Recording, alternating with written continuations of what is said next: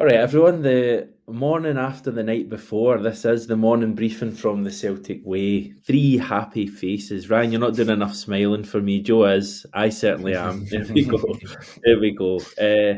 Yeah, what a night, guys. Celtic 5, Slovan Bratislava 1. 5-1 in the UEFA Champions League. Loads to talk about, loads to be positive about. I'll open with what I tweeted last night, what you actually brought up when you came on, Ryan.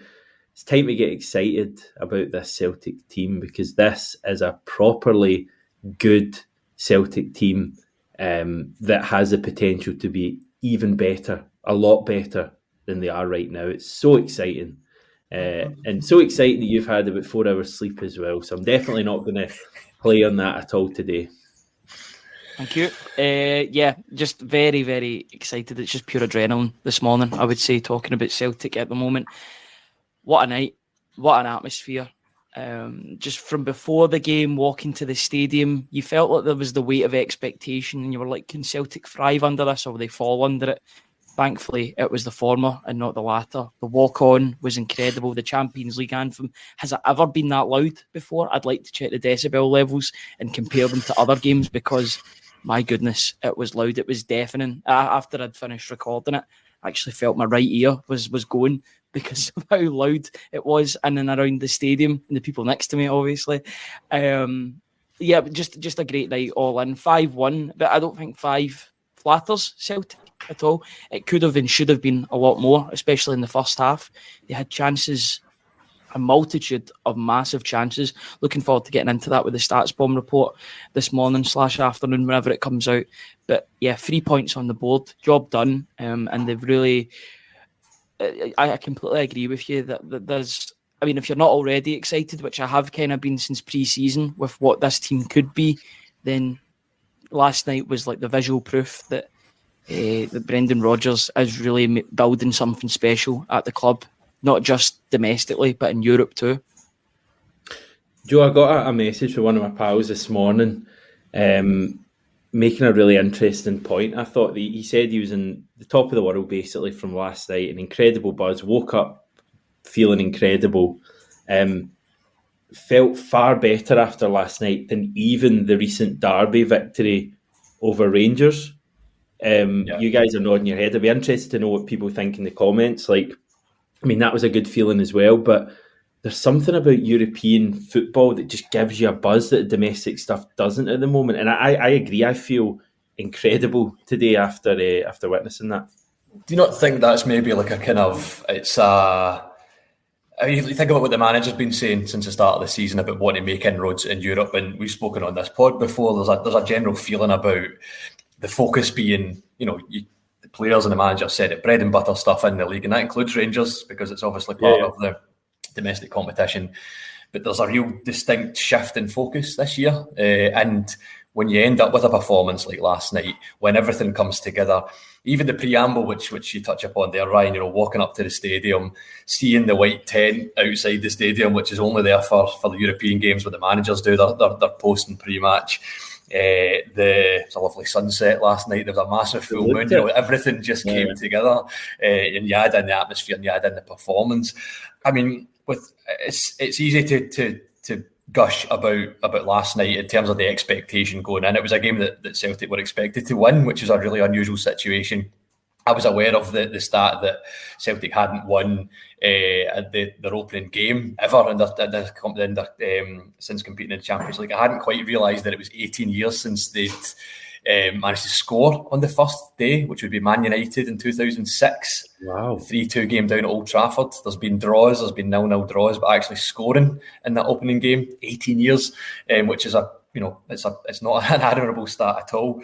But I think last night for me, and for a number of Celtic fans, it was arguably the perfect performance. And I mean that with a negative slant on it as well, because it wasn't perfect, it was imperfect, but in doing so, it was the best start to the tournament because there was still mistakes there. There was still chances to score more, as you say, Ryan. There was still a goal where, okay, it's an individual mistake, but we switch off. I think if Celtic win 5, this sounds a really strange thing to say, but if Celtic win 5 now last night and there's nothing that you can pick apart, you go in with an inflated confidence that probably isn't healthy for the rest of the tournament. So I think everything came together really well. I I don't 5-0 would have been brilliant. I don't like seeing Celtic concede goals, but if they do, A and you still reminder. score 5, exactly that at this level, no matter who you're playing, with the full respect to Slovan Bratislava, they weren't brilliant in large stretches of the game. They looked exhausted in the last 20 minutes, but it bodes so well.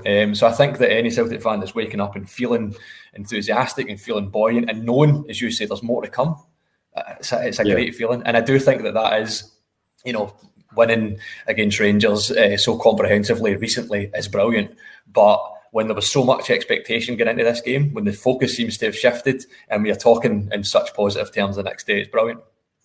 How amazing was it with like all the backdrop of the Champions League, everything that goes with the Champions League, to see Celtic treating a team like they would Ross County.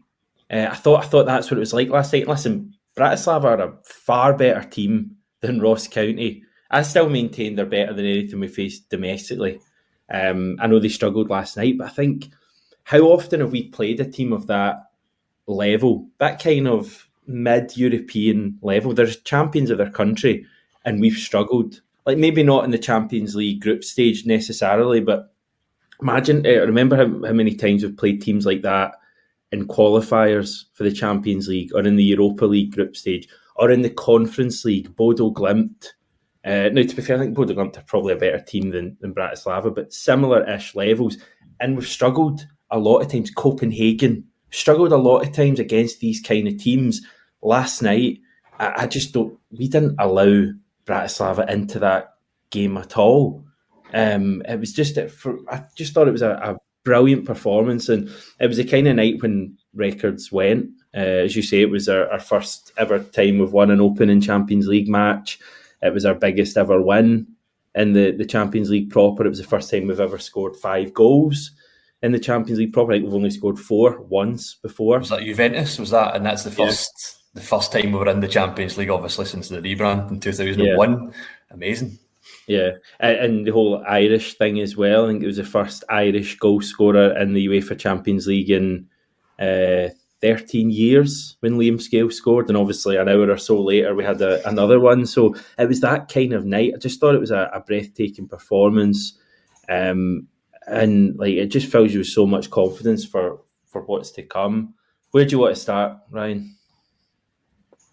Where do you start? There's about 5 or 6 areas that I think you could talk about with glowing terms. I think we need to talk about the man in the moment. You could actually say that about 5 or 6 players at the moment, to be honest with you. But I think it's best to start off with the record signing. My goodness, Arne Engels, breakout performance. Was talking about it yesterday. Was saying that he could potentially have a game that people would consider a breakout. £11 million. You knew it. You seen it even before the game with the walk on or the Champions League anthem when he was listening. He was nodding to himself. That was a boy, a 21-year-old man saying, I belong at this stage, I belong at this level, and it's time to show everybody why I cost the club £11 million and I'm going to repay that. Just a perfect midfield performance. Everything about his game was good. He does the simple stuff really well. His pressing is brilliant. He's strong. He's quite quick. He is he's disciplined. He doesn't really give away a lot of fouls. He has integrated perfectly into this side. You know, Matt O'Reilly's a difficult player to replace with his goals, assists and overall work rate. But he's done a pretty good job thus far. I'm not going to say that he's a better player than Matt O'Reilly, because I still think there's levels to come with Engels that should push him towards that target and maybe even further than that player. But in terms of an opening 3 games to show what you can do, he's been pretty spotless, and he can take a penalty as well. That's very handy. Both the same way, both the exact same corner. He double bluffed the goalkeeper. I think the goalkeeper thought it was going to go the opposite way. He was like, "No, I'm just sticking to I'm sticking to what I know and putting it in the goalkeeper's left hand corner, the right hand corner from where I was sitting." What a performance! And I feel like that's only the tip. We've got so much more to see from Arne Engels. I think he's just going to improve and improve. I really expect him to have a standout season. Some of the tweets and forum posts already about this player are absolutely ridiculous. It's good because we can get excited about a player that you've spent a lot of money on, and he's justifying that price tag very early doors. I like the cut of his jib, basically. Who would have thought when you spend money, proper money, on a player with a good pedigree that it would actually work out, and it would show on nights like last night. He's got real quality. I love the fact, underrated thing, the fact he strikes the ball. He hits the ball so He's got hard. venom in those shots. He thumps the ball, and he thumps it on target as well. He doesn't like balloon it over. He might occasionally, but it's, if anything, it's too on target. A lot of the time, it's straight to the goalkeeper. But I think he's going to score some screamers this season. The thing I love about him, Joe, he signed. It's his second start last night. He's taken our corners. He's taken our free kicks. He's taken our penalties. He's taken responsibility for all this. I rewatched the game earlier, or rewatched the first half, and you guys remember there was like a corner we had early on in the game that I think it was Engels and Kuhn tried to take it short, and he kind of mucked it up, and it came off Kuhn. It went out for a throw, and it was a bit of a disappointment, a minor disappointment, but still. And then we got another corner a couple of minutes later, and I'm thinking, a young guy playing for Celtic, 60,000 expectation, Champions League night, you probably just thump it into the box, don't you? You don't take that chance again. He takes it short. He finds Greg Taylor at the edge of the box. Taylor crosses it in, and that's the one that Maida should score with a header. So I love that moment. He is so calm under pressure, and that's the kind of it's that kind of calmness and confidence you need at that level to stand out, and he epitomises it at the moment. Yeah, and physical. Clearly, can throw himself about, can hold the ball up. Some comparisons when Luke McCowan comes in to players that have found their way to Celtic later in life, and Paul Hartley and Barry Robson were mentioned. Engels with that physicality in Europe, something those two players from a different era now were very good at in Europe, throwing themselves about, making themselves heard and their presence felt. Engels from start to finish was doing that, and that feeds into his willingness to take on the corners, to take on the set pieces, to be saying to the captain, no, I'll be taking this one, kind of thing. At 21 just turned, and as you say, Ryan, at the top of the conversation, wanting to announce himself, wanting to be here and knowing that this is a stage that he should be playing on. And he just seems to be taking it all in his stride, doesn't he? Even from his press conference saying, when he was asked about the price tag and being the record signing, and he seemed just to kind of say, that is what it is, as if it's nothing to do with me, that's a value that's placed on my head, kind of thing, and the proof is on the pitch. And yeah, I mean, you don't want to speak too soon, but I certainly felt like he's more than filled that void that Matt O'Reilly's left behind, and is offering something totally different, especially when Hatate's in there. And I'm sure we're going to talk about Hatate over the course of this conversation. A player who there was question marks from some areas. Should he start? Shouldn't he start?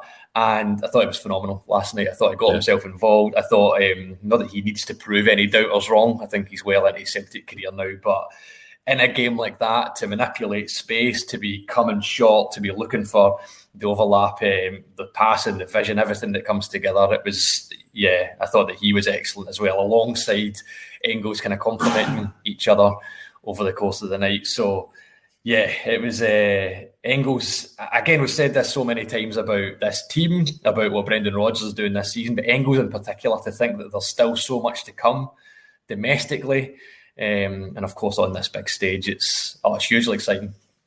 And as Henrik McLarson's pointing out, he took a few sore ones last night. Like I can think of several really kind of crude challenges, I thought, on him last night, and he just takes it and kind of gets back up. But I also noticed, I think it might have been Vladimir Weiss who had a great game, I thought. He had a moment on Engels where he kicked out at him, didn't he? He kicked, because it was like, I was trying to think, he kicked out at him, and I was watching Engels after that, and Engels went kind of right into him after that, and I thought, like, good on you, because that is like an experienced player there, and he's a 21-year-old, but he's getting stuck in. And as Max is pointing out, he can take a corner as well. Yeah. Delivery for that opening goal was brilliant. So yeah, so it seemed to be a kind of collective around, certainly where I was sitting. Like, we've scored from a corner, we've put a good ball into the box, and one of our big, strong, bustling defenders attacked it. Keeper's got a good hand on it, but couldn't. Some people around me were blaming the goalkeeper. I could have saved it, but I just think it was just so powerful, and that's because of the delivery. Scales doesn't really need to do that much. He gets himself into a position, he moves towards the ball. we score from a corner. Brilliant. So many positives. Like Alistair Johnson, I thought was brilliant. Ryan, just everywhere.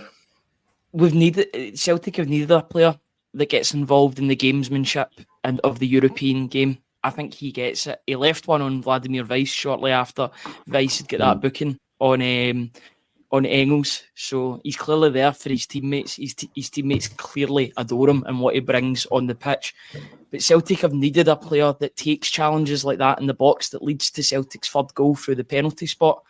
It's brave because he anticipates the challenge. He sees the Bratislava player maybe sleeping on the ball as he's trying to clear it. He's like, I can nip in here and take the challenge. I actually thought he got better after he got his booking in the first half because he was more controlled. He was thinking about his game a bit more. Him and Nicholas Kuhn have a special relationship down that right hand side. They're on the same wavelength, and you can see that they're having a lot of fun playing with each other in that team. After a disappointing, a really poor game from his standards. He's got high standards against Hearts, as usual, but against Hearts, he didn't meet those high standards.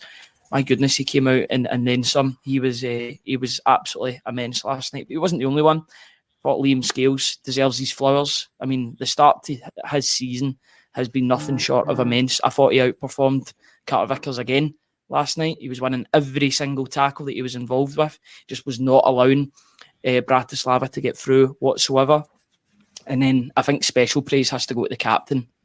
My goodness. I mean, he is an absolute general in that midfield. He barks orders at his fellow professionals. He tells them where to go, but he leads by example. He is taken on that leadership role that Scott Brown left. But I think that, and this isn't to downplay Scott Brown's achievements because he was a good player for Celtic. I think Cal McGregor's a better player for Celtic, but he's also got those leadership skills. He was a joy to watch last night, and long may that continue. He's 31, he's in the prime of his career.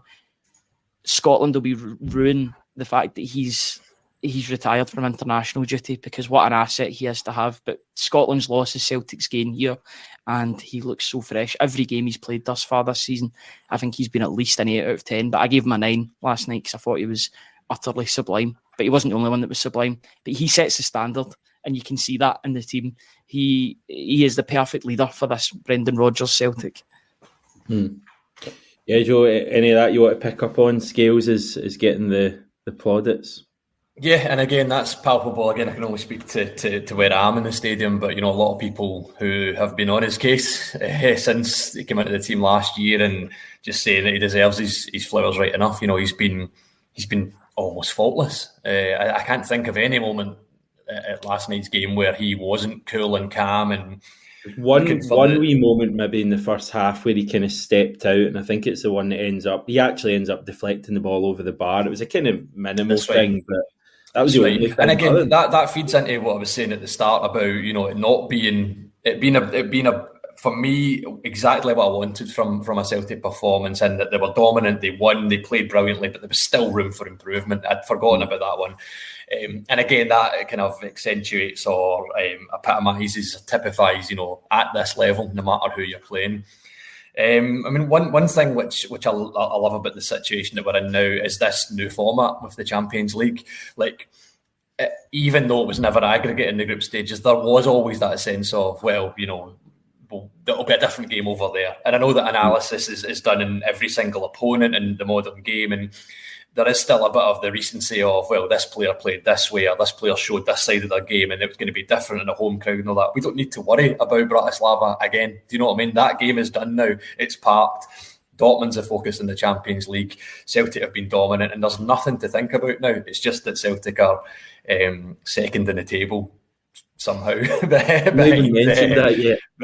Bayern Munich. I just think it's and Callum McGregor is he's such an important figure, and that's again the kind of general chat around me was who would you give man of the match to? It was Scales in the stadium, wasn't it? And UEFA, so I'm with these. And he deserved it, but whenever I'm unsure, and it's a great position to be in, it's Callum McGregor. You know that way. It's like Engels was brilliant, Scales was brilliant. The subs, which we'll get on to as well, were all brilliant and really played their part. But when I'm unsure, it's Cal McGregor. Cal McGregor's just consistently good. He's when the team is good, Cal McGregor's good. And that's reflected in the fact that was his first Player of the Month award. You couldn't believe that was his first just a few days ago, because he's always good. He's one of his faults almost is that he's consistently good and almost overlooked. But it's, like you said at the start, Hamish, it's difficult to wipe the smile off your face. Yeah, because I think last night on its own, right, if we'd have just won 5-1 in the middle of a half decent run, we'd all be feeling amazing. But I think it's more than that. It's like a feeling of like this journey the team are on, and like for me, like under the previous manager, that journey was very, very obvious right from the start. We knew we were on a journey. We were trying to get better and better and better, and it was a great ride. This journey's kind of come a bit out of nowhere to me, or for me. Like when you look at last season and how go back a year ago. And the performances we were seeing from the team and compare it to what we're seeing now, like I honestly wasn't sure we had a team that could be this good in us even at the start of this year. I thought it would kind of be a case of obviously want to try and win the league. We'll win the league, get into the Champions League, and we'll see what happens. We were decent last year, didn't get the results, but it feels to me like that. Like this is a proper Celtic team that. Forget last night against, one of the weaker teams in the tournament. It feels to me like this is a team that when we go up against, better teams, we'll be able to get results. I could be proven wrong with that. Our next two games, the away matches are incredibly tough, and we've got to remember that. Champions League runners-up, Europa League winners. It doesn't get much tougher than that away from home. But I'm already, fancying seeing this team play at that level away to Dortmund, because I genuinely think we'll get joy in that match. I'm not saying we'll get a result because, as I say, they're a top team, but I think we'll get joy in that match. And we're going for these games as well. We're going to attack these teams, but in a more structured way maybe than the previous manager. Great games coming up. Dortmund, Atalanta, Leipzig at Celtic Park is going to be incredible. And then you've got some games after that look winnable based off last night, and we probably need 7 points, 7 points more from 7 games. Like it seems very doable now based on last night. I got some comments, various things. Chilpil saying Kasper's face at the Champions League anthem. He was buzzing. He was delighted, wasn't he? Have you seen the stuff about Peter Schmeichel? Absolutely. I saw that on Twitter. He's saying the atmosphere was questionable or something. Flagging off Man City. He says he's going to the Green Wall in Dortmund. Do you think that'll actually happen? Because CBS are like quite into stuff like that. Remember they had Jamie Carragher in the Yellow Wall last season, steaming, doing his punditry work. I wonder if they will actually end up having Peter Schmeichel in the Celtic end in Dortmund. That would be amazing. He said that he is definitely going to be at the game, so I think that would be too good an opportunity to pass up. Yeah. I don't think you could hide Peter Schmeichel in the Celtic crowd, given the size of him. But it's always great, a great ambassador for the. There's a few goalkeepers or former goalkeepers now that are great ambassadors to Celtic. You only need to listen to Joe Hart's comments on Match of the Day. Brilliant. The BBC now have Match of the Day highlights for the Champions League, which is a good pickup for them. What an ambassador he is for Celtic. All of a sudden, he could not sing Brendan Rodgers' praises enough. He was talking about individual players, so he's given a wider audience, the know-how of these players, like Nicholas Kuhn. He's calling them by their first name, calling, Kyogo, Maeda, Hatate, what they do. So he's bringing Celtic to a wider audience, which is great to see. And it just goes to show you how worthwhile it was for Celtic to have him as a goalkeeper for 3 seasons. I think he would have also helped in the decision of Kasper Schmeichel going to Celtic, because I know that they're really close friends in football. They have been for the best part of 20 years now. So yeah, it's all really working out well. Good ambassadors off the pitch. They've got great players on the pitch. Everybody just seems proper excited at the moment with everything to do with Celtic. Everybody's really enjoying every piece of media that comes out, every picture. People are responding well to that. I can't think of a time there has been good times, such as Ange Postecoglou's second season, the Invincible treble. Has there ever been a feeling of this sort of unity, of this unified joy of watching this team at the moment? I can't really think of a time where it's been as strong as this so early on in the season, but with the promise that it's going to improve as well. I was talking to Tony last night on the post-match briefing. I think Celtic are going to put 8 or 9 past a team in the Scottish League once they're fully flying. They've just got danger all over the pitch, and they look like if they're in the mood, then they're gonna pace their team, to be honest. And that really bodes well for the rest of the season. Not every game can work out like that, but I just feel that there seems to be this unity between the supporters, people who cover the club, the manager, the players, and everyone around. This is a really special time to be watching Celtic at the moment, and long may it continue.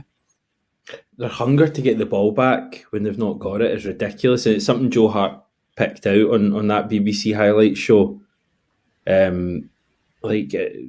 Several examples of players just running backwards to win the ball back. It was just incredible. Chilpil again, so happy for Liam Scales. He keeps getting better under Rodgers. Shuggy goals. Rodgers' stamp was all over that game last night. Individual players in the team itself. What a brilliant manager. He deserves huge credit, Joe, given the job that he's doing at the moment. Yeah. And the crowd singing his name towards the end of the game, which we've not heard that much since he came back in last summer. You know, Kilmarnock winning the league last year, I think was the first time that I can remember it being sung so fervently. And then again last night, and just on the manager, and go back to what you were saying, Hamish, about the journey and how quickly it feels like things have come together. And it is qualified with, you're right, really difficult games ahead. Slovan Bratislava, perhaps not the strongest opponent in the Champions League, although I do agree better than anything that we've played domestically this year. I don't think that's unfair. And that includes Rangers in terms of the Rangers we've seen so far this season. One thing about that journey in this time, and it's probably to do with Brendan Rodgers coming back in, but if you look back at any footage, and obviously it kind of overlaps with part of our job on this side of the fence. If you look back at any interviews with Ange Postecoglou, even in that second season, in the latter half of the second season, he still speaks about the players buying into what he's doing, or the players talking about we're buying into what the manager's doing. And then right before the manager leaves, it was almost like that process was ongoing right up until the manager departs for Tottenham Hotspur. Whereas with this team, and it might be because Brendan Rodgers has been here before, but it feels like they're already bought in, and you're hearing those kind of buzzwords and phrases and cliches a lot less, which is interesting. I don't know if it means that the team are already more unified than they were under Ange Postecoglou. Perhaps it's an unfair comparison. But it just, one of the words that the manager used post-match, just again kind of tapping into what you were saying about the effort that was going into Celtic's press and counter-press, was greed. He said the players were greedy last night, and normally that's it's a term which has negative connotations, but in the context of last night, it was apt, and it was great to see, and that's also underlined by the fact, or accentuated by the fact, that Celtic could have scored more. And to talk about giving a team a doing, we've been speaking about this on this podcast, speaking off camera, on camera. I do agree, Brian. I think that there is something like that coming domestically, but last night was probably it as well. To go out to have that, give a team a doing, 10. Yeah, in the Champions League, what a time to be doing it as well. And yeah, who knows what the future holds? Who knows what Dortmund, what Leipzig, what Atalanta, even all the way through Aston Villa, if Celtic are still trying to get something out of those games, if Aston Villa are still trying to get something out of those games, that remains to be seen. But in this moment, it's, right from pre-season, right through the domestic start, right through the derby, right through till now, it's been a fantastic start with everybody singing from the same hymn sheet. And we now look into this Falkirk game. We said before, that the 8-day run that Celtic had, if they, 3 wins would be brilliant. We expect 3 wins. All of a sudden, Ryan's 10-goal prediction's looking a lot better now, which I did doubt before last night. So there you go. Talked about it last night. They only need 3 against Falkirk. And I won't get 3 against Falkirk. No chance. Yeah, it's the manager deserves the credit as well. He deserves his song to be sung. And who would have thought, this time 12 months ago, or 13 months ago, 14 months ago, that we'd be in this position now. But Celtic are, and yeah, it's a good one to be in. Pete, can we all agree that Ida's finish last night was sublime? I was delighted for Ida. It was one of those that the two of them, Forrest and Ida, made that look so easy, but it was just class against tiring legs. Frank, listening to post-match interviews, it's not only us fans feeling confident, but the team in the back room feel it just as much. I think last night's going to be huge in terms of the team feeling that they belong at this level, and I think that's going to be, as I say, huge going forward. I mean, we're going to be going to Dortmund. Hell of a game, by the way. We're going to be going there second in the table. Now, I know it's one game in, and I know we've played Slovan Bratislava, but that's got to give the players confidence. Second in the table, going to Dortmund. We've just battered a team 5-1. I know Dortmund are a much better team. But as I say, I think Celtic will go and we'll play our stuff in that game. And I don't think as fans we should be going into that game fearing anything. I think it'll be a proper game, that one. Hercules was like watching RB Leipzig, proper European side. That's another thing I wanted to bring up. Pace and power. That's what Brendan Rodgers says you need at this level. The team has it, especially the pace. The pace is just unbelievable in that team at the moment. When you look at, the front three, they're just electric. And you could argue maybe the three of them didn't have the most amazing night last night. Kuhn was a little bit quieter. Obviously, Maida and Kyogo scored, but, Kyogo missed a few chances, Maida missed a few chances, but the three of them are just great players at Champions League level, right? It's the transition between defence to attack that's so quick, and we've seen that in pre-season against Manchester City and Chelsea. They're so quick. It's only a couple of seconds. It's blinking, you'll miss it, but they're automatically missing a man sometimes in the middle, going from defence to attack, or they're getting the ball to the midfield really quickly and then giving it to a winger. A winger's one-on-one with his opposite fullback, and all of a sudden they've got a favourable position. Those fullbacks last night for Slovan Bratislava did not want to defend against Dyson Maeda and Nicholas Kuhn. I was actually reading as Joe was speaking there about what the Bratislava players were saying after the game. You'd think they'd actually been through something, they'd experienced something horrible. They said they were happy with 5 goals. They conceded 5 goals. I wanted to bring that up. Their manager said it's not going to ruin my sleep. I was even watching when they played the anthem before the game. One of their players just was smiling the whole way through as if he was just kind of like, I was like, do you realise what you're going in for here? And I don't really get why they're so happy to be getting hammered 5-1, but I guess that's their issue. Yeah, I think they got off lightly last night is what I would say, especially in the first half. Second half, they were much more clinical and the scoreline was more akin to the way that the game went. It wasn't just a domination in terms of the eye test and the statistics. It will be the same as well. Celtic had 60% possession in the Champions League, which is absolutely unheard of. For me, and this is just a side point, but I think it's something that's got to be touched upon. I think the board have got to be making a move to Brendan Rodgers to get him on an extended deal already. He's only been at the club a year since he returned. He's got 3 years on his deal, 2 years left of that 3-year deal. I know that the contracts are worth the paper that they're signed on or that they're printed on, but I think there has to be an extension, because what is happening at Celtic at the moment is something special. You can see it at the start of this season. He's been backed sufficiently in the transfer window, and the results are there for all to see, both domestically and now on the European stage. They've got to sign him up for the long term. This is only going to get better. It's not going to downgrade as time goes on, like maybe it did the first time around.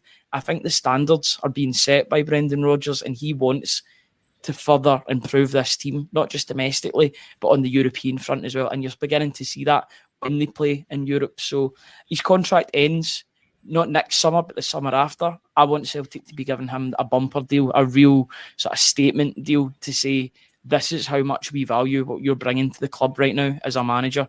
He is the boss. He is the mastermind behind the way that Celtic are playing at the moment.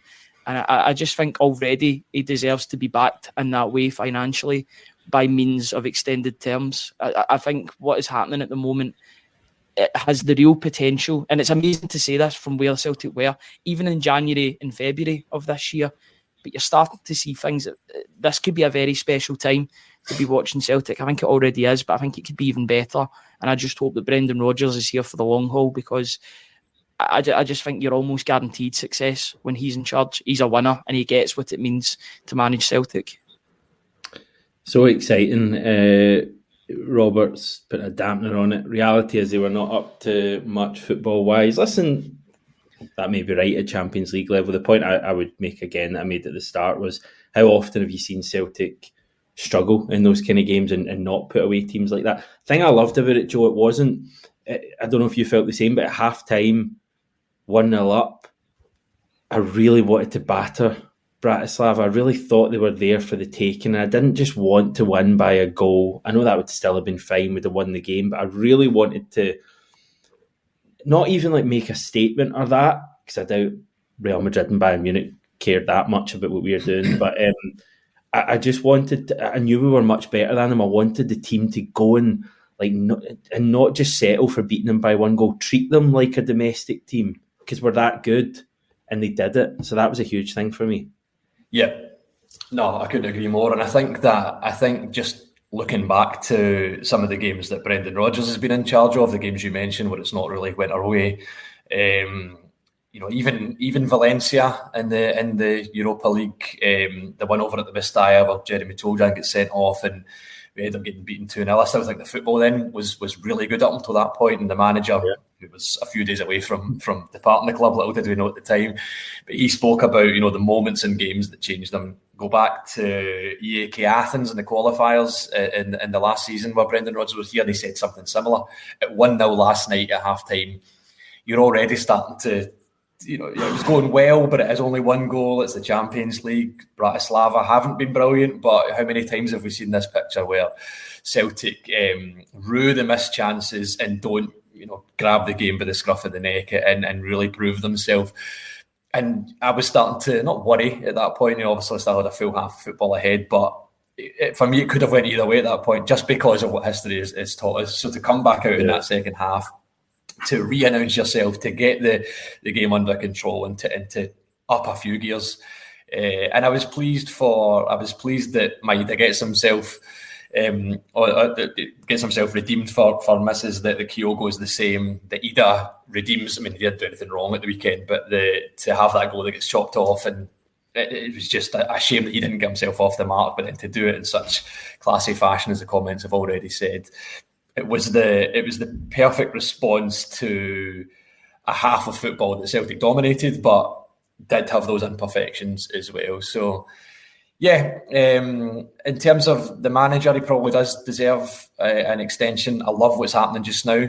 It's been a brilliant start to the season. There is that at the back of my mind. I don't mean to be negative in the face of such a positive, that Brendan Rodgers probably still has something to prove deeper into his career at Celtic, just because it was, the invincible season, the double treble, and that last season it was starting to get a little bit less inspiring. However, if he's backed in the transfer window, like you said at the top of the programme, Hamish, when you bring in a player that's worth a bit of money, who would have thought that they can come on and dazzle at the highest level? So you'd like to think that, going back to everything about Brendan Rodgers coming back into the club, a little bit of adversity last year in terms of maybe not being quite as successful in that transitionary period as we would have hoped, still finish 8 points clear at the end of the season, still end up with traditional league and cup double, and then start the season phenomenally. So, I'd like to hope that the assurances have been made at board level that there's going to be continuation of spending in the transfer windows and stuff like that. And at this moment in time, it's a really exciting time to be a fan and to soak it up in those moments where, haven't always delivered the Champions League no matter the opposition, to be coming off 5-1. And now that game's parked. Now we can look forward to some of the big hitters. Yes, get excited, everyone. Henrik McLarsson pressing was unbelievable. Those guys must have been on the Red Bull. Charlie, good morning. That's what investment does, and I hope the board can see that.